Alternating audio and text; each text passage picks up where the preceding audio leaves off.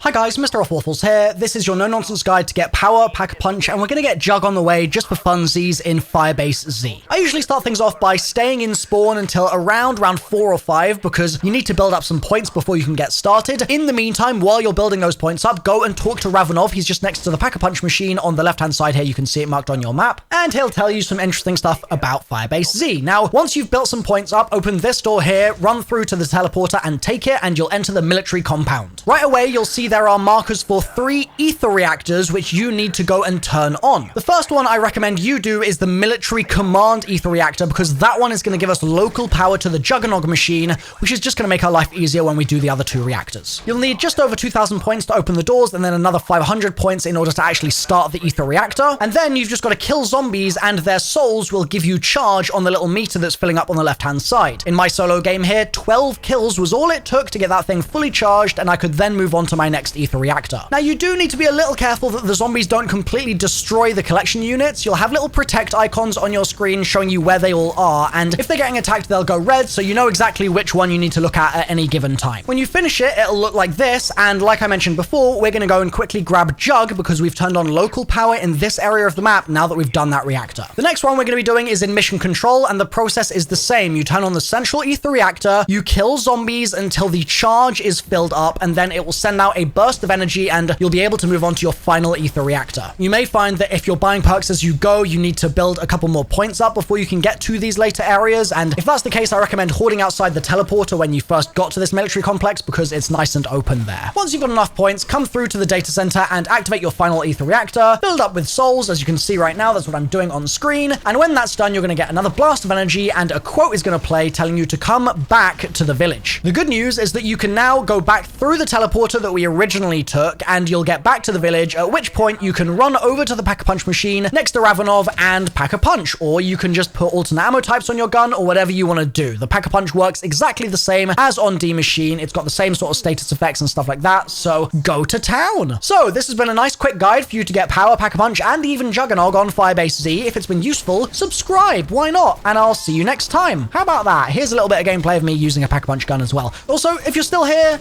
leave a like. And if you're still here, click the video on the screen right now. There's like a video in a box, and you can click that box, and through the magic of the internet, it's going to transport you through time and space to yet another video. Isn't that crazy, dude? I think that's pretty crazy. This has been a bit of nonsense at the end of my no-nonsense guide, but it's fine. Click the box. See you next time. Bye for now.